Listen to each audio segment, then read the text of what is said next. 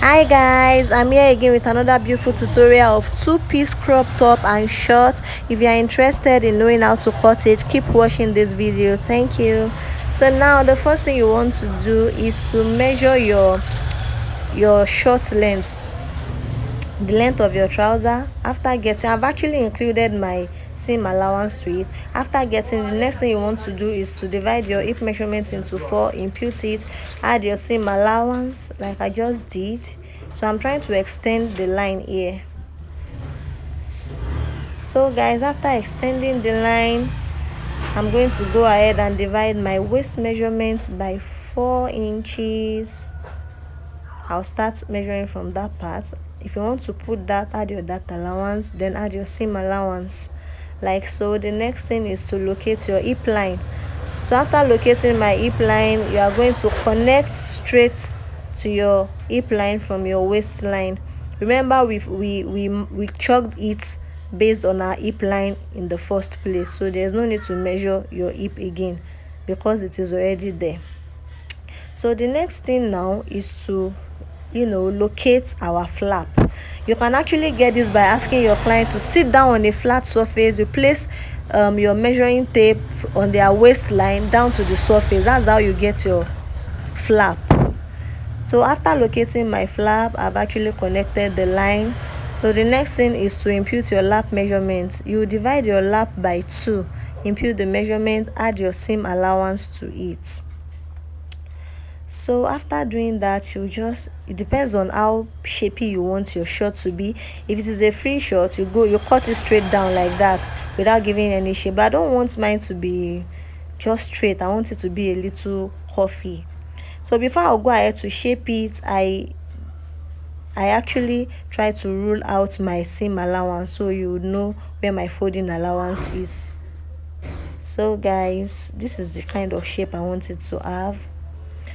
I'm sorry you won't really see that other part, but I just shape it like I shape the other side too. So the next thing is to cuff my flap like so. You can use your free hand and you can use your cuff.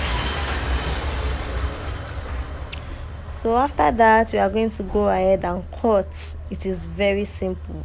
My camera placement is a bit bad, please just bear with me. But pay attention. It is really easy and detailed. That is me trying to see this iron. It has been saving life. If you don't have one, you are missing. So that is me cutting my front, and I think I am done cutting the front. So to cut the back, the first thing you do is to measure your thigh location. Whatever you have there, you are going to add 3 inches to it to fold for your back. So after folding for your back, you are going to place the front on the back like so. Make sure you place it very well. So extend your waistline measurements. Then I'm going to do something now. From that point, you measure 2 inches and you are going to connect it to your thigh, to your thigh location like so. I mean your lap. So this is me connecting from your waistline to the thigh, my waistline, sorry. So the next thing now is to measure for the front. Measure the waistline for the front. So whatever you get there, you are going to start the measurements from the new measurement for the back. I don't know if you get that part. So when you have gotten the measurement, you are going to come up by 1 inch on that point. Then you connect to your new waistline for the back like I am doing. So now the next thing you want to do is to extend your flap line for the back. No, you don't want to cut it the same way you cut the front. So you're just going to extend it by 1 inch. This is in order to accommodate the butt, so the butt will sit where our front is a bit flat while the back is curvy. So that is why I added that 1 inch. So the next thing you want to do is just curve from the waistline to our back flap,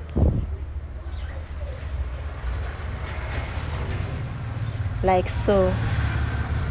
So I have done that. So the next thing I want to do now is add my zipper allowance. So I've decided how long I want my zip to be. Then I went ahead to use my chalk to draw my zip allowance.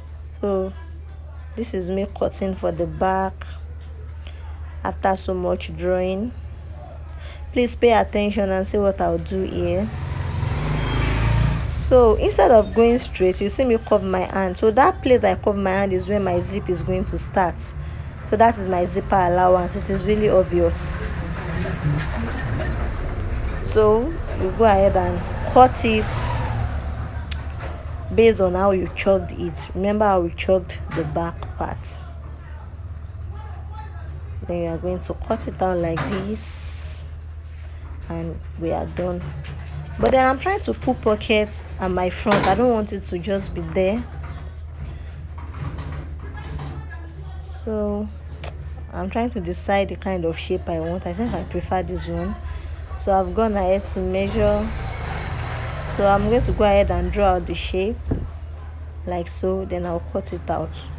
Before drawing your pocket shape, make sure you measure how long you want your pocket to be and how wide you want it to be. So now I want to cut band, our waistband for our pants. So I want my band to be 2 inches, but because it is going to be on fold, I made it 4 inches. Make sure whatever you are cutting is going to go around your waistline, and then take care of your zipper allowance too. So the band is set. So the next thing I want to do now is to cut our pockets. I want to cut both together. I don't want to be cutting one by one. So that is me trying to know the length of my pockets. This is not a constant thing. The length of your pocket is going to be determined by you and the style per se. So after knowing the length of my pocket, I already knew what I want the width to be. So I'm going to go ahead and cut it out after drawing that line. Then the next thing now is to notch the midpoints. So both up and down. Then you are going to open it like so. Then you place your pant on it, the pocket part, and you are going to place it very well before you cut. Then you are going to cut it out like so. It is as simple as that. So this is what it is going to look like after sewing. So it is 2. You are going to, I don't want it to just be there, so I decided to curve it a bit. Yeah, to give it, I like giving it that fine shape. So I'm trying to divide it into 2, so we have 2 pockets like that. It is going to take care of both pockets. So the next thing now is to measure our crop top length. We are done with cutting the short. So the next thing now is the crop top. So my crop top length plus the folding allowance, I normally use 1.5 or 2 as my folding allowance. So I have gotten what I want for the length. So after doing that, I'm going to go ahead and determine how low I want my crop top to be. So I think I use 4.5 inches. You can make yours 5, you can make yours 5.5, any which way you like it. So I have determined how low I want my crop to be. So it is not a free top, so I'm adding ease. I decided to add 4 inches of ease to my top. So from that line, you are going to put your back measurements, locate your armhole measurements. To do that, you locate your chest line, which I have done. Then extend your back measurement like so. Then give it the armhole curve like the normal way we do. So that is me doing shoulder slope, though I won't be needing all those parts. It is a crop top. So I'm just doing this for the sake of my armhole, to get a very fine and perfect armhole. So impute your bust measurement, add seam allowance. Then now that is my folding allowance there. I don't want us to mix things up together. I told you I use 1.5. So on that line, put your waist measurements, add seam allowance, then you connect it to the chest line like so. So you are going to put your armhole cuff like that. Then we are good to go. So before cutting, we are going to fold for the upper part too, because it has elastic. Both the upper part and the lower part of the crop top both have elastic. So I am adding my folding allowance for the elastic to the top, same way I did to the down part.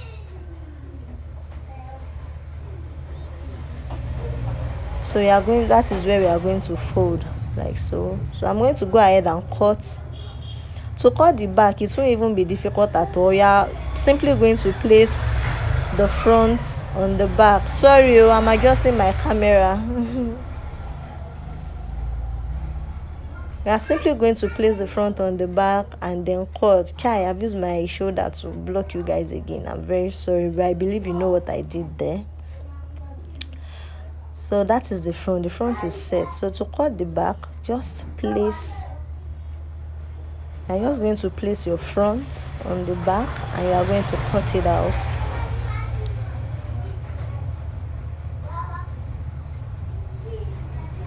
Make sure it is well placed. You can use something to hold it down.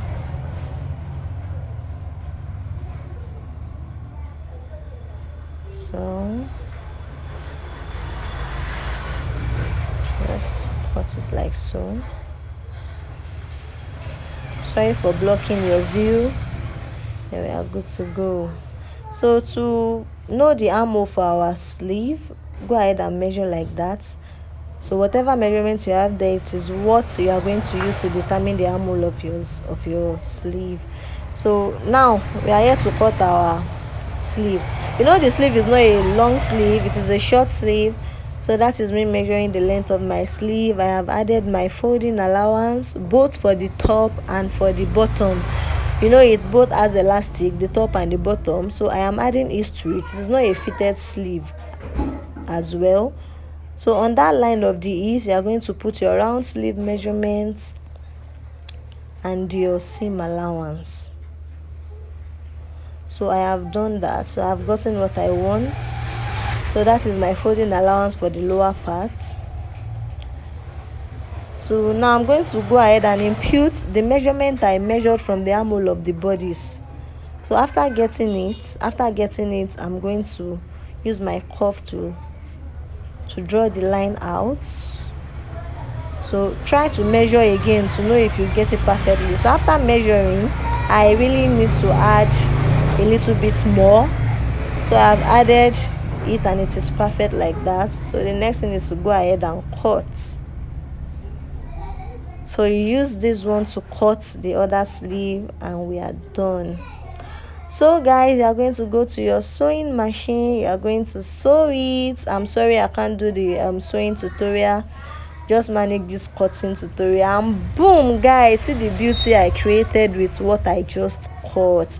Guys, subscribe to my channel, ask questions, give me thumbs up. I'll see you later in another tutorial.